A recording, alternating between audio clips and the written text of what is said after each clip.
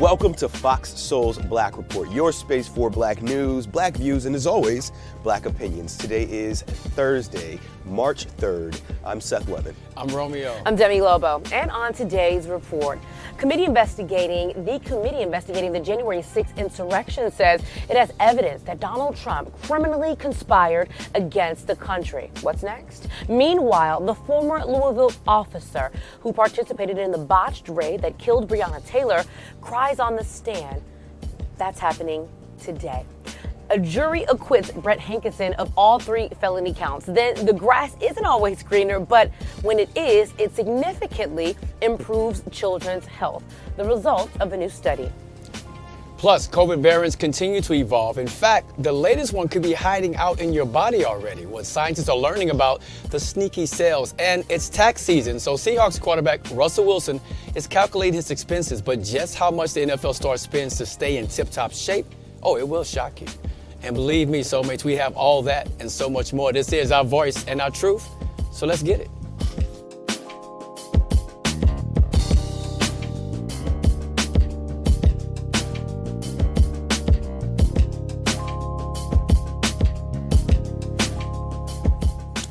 We begin with breaking news in the trial of Brett Hankinson, the former Louisville cop involved in the raid that left Breonna Taylor dead. A jury today acquitting him of all charges of felony wanton endangerment.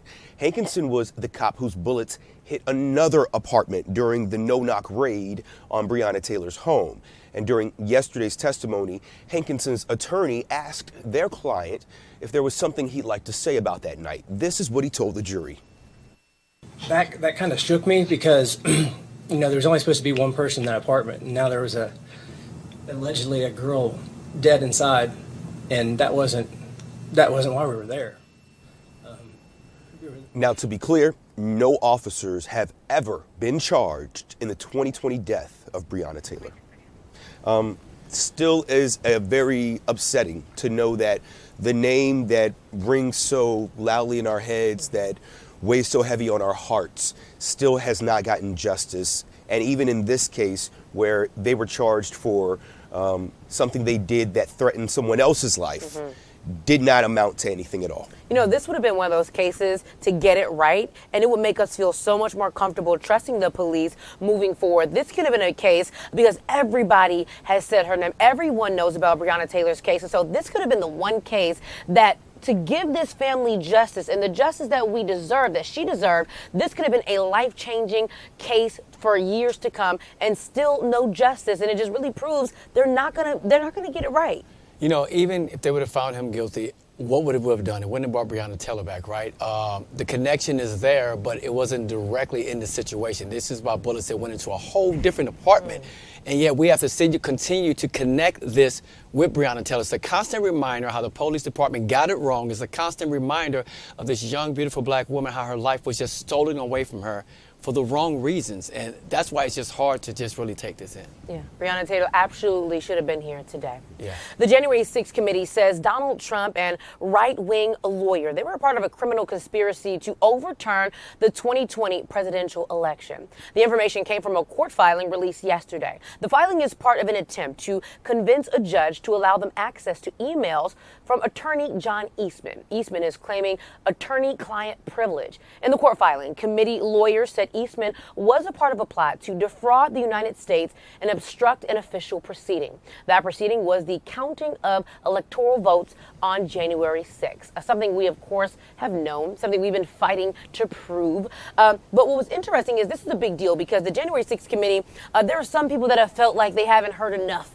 from the committee. And so when the committee came back with updated news, they had to come back with some fire. I do believe this is some fire and this is really good, but I wish that they would have not said that they may. It says that the allies may have had a conspiracy, and so I feel like when you say may, that means that you don't really know if they did it. But also, it really goes to prove that Donald Trump was so desperate. He knew that he didn't win, but he was so desperate that he was willing to lie, scam, and cheat and do whatever was possible to still try to defraud what we already knew. You didn't win. Why couldn't you just take that L and keep it moving? Why did you have to keep continuing to lie over and over again? Yeah, I just feel like, at the end of the day, what he did was he rallied up his troops, right? Because these are Trumpsters, who went down into the Capitol, and what they did was so disrespectful to our country, and the world sat back and they watched this actually happen, right? So there's more details to come out, but they even went to the point where they were going for the head of Vice President at the time, Pence.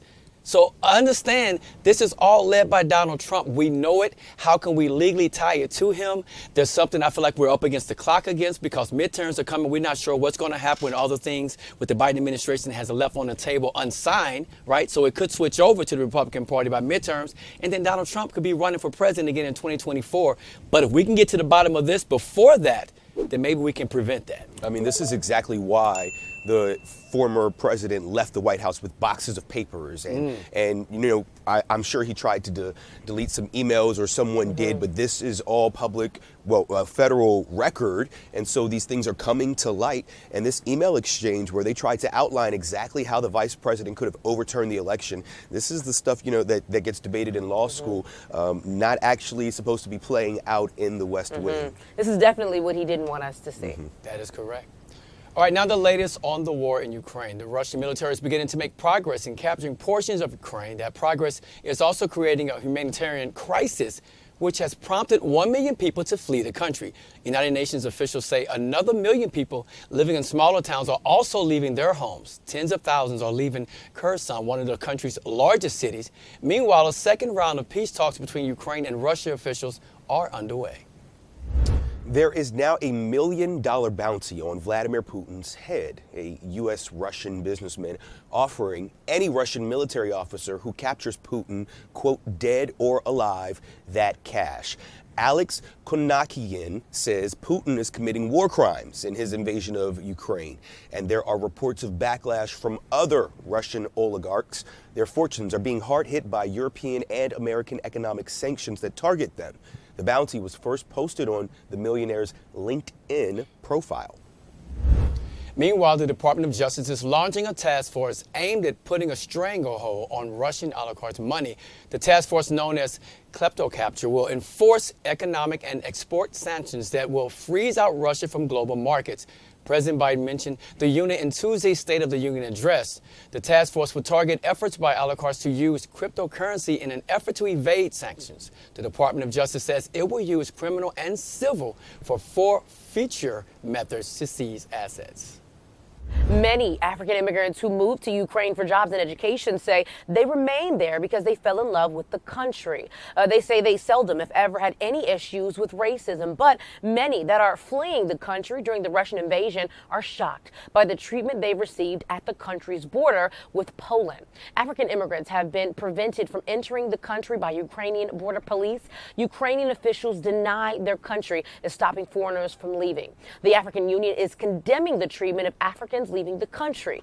Nigeria's president says they are not allowing African immigrants out of the country, and that it is a violation of international law. As of right now, there are hundreds of African students trapped in Sumy, Ukraine. They haven't been able to evacuate because the town is surrounded by tanks and armored vehicles preventing their release. So I saw some people presumably Ukrainians online that were commenting saying, yeah, we really didn't have a problem with you guys here when you were, taking up our resources, and it was a give and take. You were pouring into our country, so we were okay with you staying here. But when you try to leave, we're going to have an issue with that. No, you need to stay here and fight with us. We're here fighting for our land. Why aren't you fighting with us? And so I think what happened here is like, well, hey, you want to leave and just let us to figure this out by ourselves? We're going to have an issue with it. Not that it's right, but that's what I think what happened. I think they were okay with them until they were like, well, we just going to let you guys figure this out on your own. I mean, this is what we talk about all the time. There is a dichotomy to being black, right? We face the one issue that everybody as a human being generally faces, and in this case, everyone is facing the war in Russia. But now these African refugees are facing a second war, and it's because of their skin color that they are even being prevented from leaving. And so there's a group of civil rights attorneys who announced that they're filing an appeal to the United Nations in order to hold Poland and Ukraine accountable for not treating them with equity, which is unbelievable. Everybody should be able to leave at the same time Absolutely. in order, regardless of skin color. Yeah, you're living amongst each other over there, right? You're giving to the economy. You're going to school, getting an education. You probably work there. So you're giving back to the place that you're living at the time. But when it's time to leave, just like everyone else, imagine getting to that gate or getting to that border and they're beating you with sticks. They're ripping the jackets off of your back and it's freezing cold over there. Imagine that happening and you're saying, what did I do to deserve this, right? I'm going through what you're going through right now. I'm trying to survive just like you are, but to be mistreated right there and it go viral the way it has, it just shows us how racism still stands out across the country and the world. Absolutely, and it shows that the racism was indeed there. It just, they kind of just, let it exist until they felt like, hey, if they're going to be able to escape, I want to be able to escape too. But the racism was already there. It's the privilege, like the woman in Central Park in New York. She is not an active racist in her everyday life, as she claims, but she realized her privilege and how she could assert that in order to use it to better herself over someone else. So. Absolutely. All right, confirmation hearings are being expected to begin on March 21st for Supreme Court nominee Ketanji Brown Jackson. Judge Jackson met Tuesday with Judiciary Committee Chair Dick Dubin, who will lead the confirmation hearings. Jackson will meet today with a bipartisan group of senators. Jackson and members of the Senate Judiciary Committee will discuss her education and experience as a judge. Vice President Harris will travel to Selma, Alabama this weekend to take part in the 57th commemoration of Bloody Sunday. The vice president, along with other administration officials and civil rights activists, will walk across the Edmund Pettus Bridge. The day remembers the violence inflicted on 600 civil rights activists who were attacked by white police officers back in 1965. They were demanding voting rights in Alabama and other southern states. Vice President Harris has taken on voting rights as a key part of her initiatives. Senator Joe Manchin is saying no to the idea of reviving the core elements of President Biden's Build Back Better agenda. Manchin is questioning President Biden's attempt during the State of the Union address to bring back the climate and social spending portions of the bill. The West Virginia Democrat says he doesn't see how the $1.5 to $2 trillion plan can lower costs for most Americans. Manchin is the only Democrat holding out on the passing of President's signature legislative agenda. Chicago cops are more likely to arrest and abuse African Americans than white people in the city. That's not news to black Chicagoans, but it may be to others. An audit by the city inspector revealed that 83% of police stops that ended up with the use of force were against black people. This is in a city that is 29% black. Now, the population of Chicago breaks down almost evenly between black, white, and Latino residents. The report says Chicago police were also more likely to use force against Latinos than white people. Down in Florida, Governor Ron DeSantis, we know he is on record as an anti-masker, but he let a group of high school students know just how much he dislikes those masks during an event yesterday. You don't have to wear those masks. I mean, please take it off. Honestly, it's not doing anything. We got to stop with this. Don't let this be there. So if you want to wear it, it's fine, but this is ridiculous. Listen closely there. Governor DeSantis, he said, you don't need to wear those masks. Please take them off. They're not doing anything. If you want to wear them, this is fine. This is ridiculous. He called it political theater that we need to stop.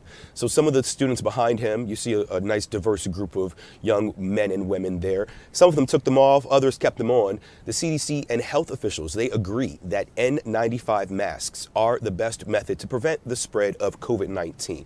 And it was hilarious to hear him say, we need to stop this political theater. Masks have been proven to help stop the spread of the disease. That's not theater. The only political theater or acting I saw was him coming out, oh, I'm so upset. Oh, take these masks off. We have to stop that.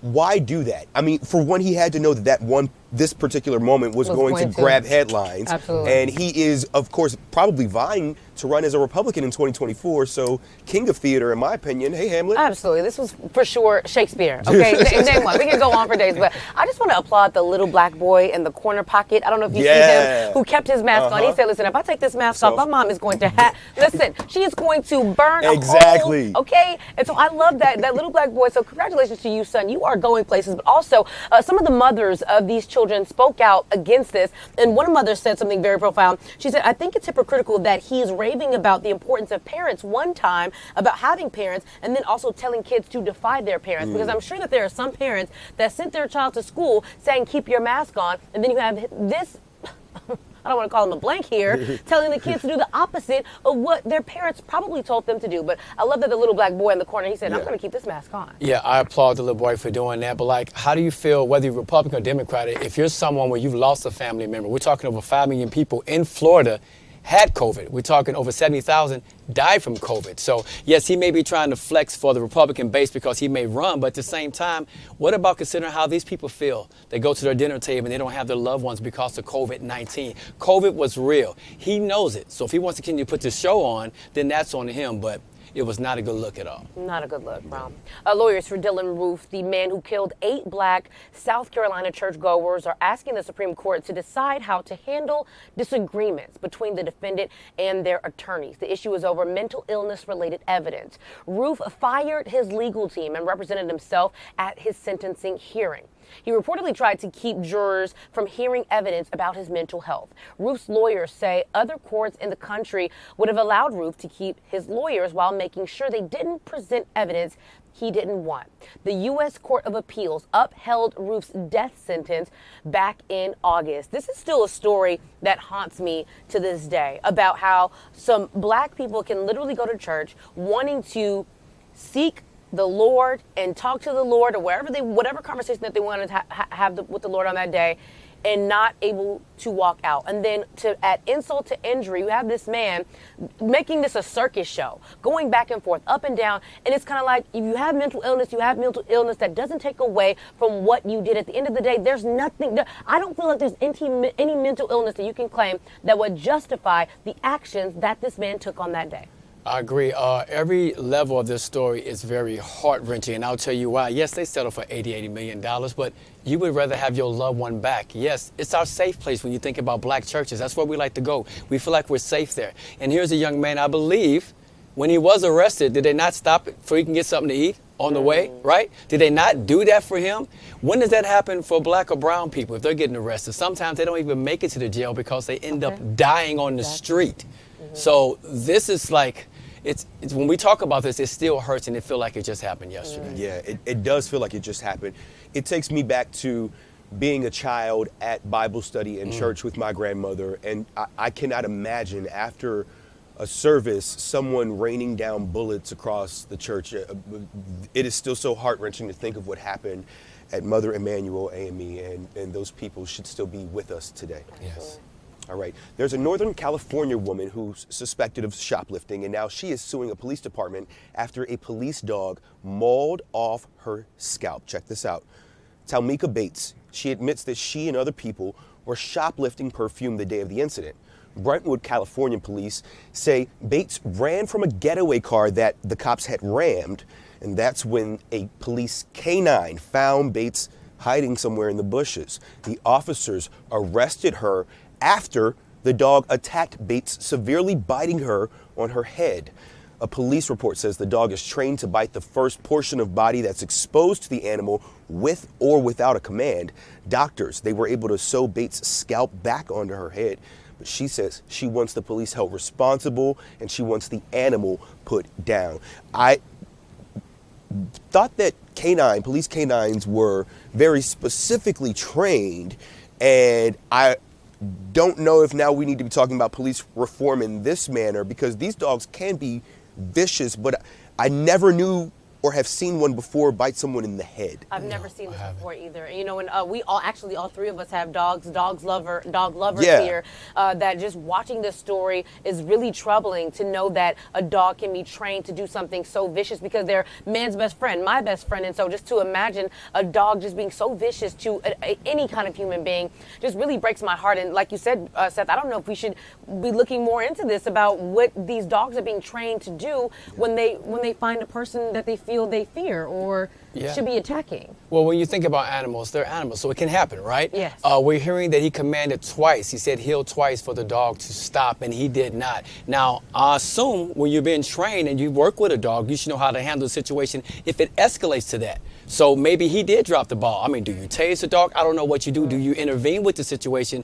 But there is opportunity or a chance where the dog may not respond. You have to know what to do in that case. We're talking about a human's life here. And again, What did we just talk about? A young man that went to a church and killed people and he got taken to Burger King. The police could have jumped in at any time in this situation. You know he could have, and he didn't. And we saw what the result ended up. And it was perfume, shoplifting. There really was no need for all of this, and especially not for a canine to be sicked on a person. Absolutely. Absolutely. Rochester, New York is settling a lawsuit and will pay former police chief Laurent Singletary $75,000. The settlement also restores Singletary's health benefits that he lost when he was fired. Singletary was fired after he resigned by then Mayor Lovely Warren. The former police chief alleges in a lawsuit that Warren fired him when he refused to lie to investigators about the death of Daniel Prude. Prude died after being restrained by cops in March of 2020. Warren resigned from the office last November as part of a plea deal for a misdemeanor charge on illegal campaign contributions.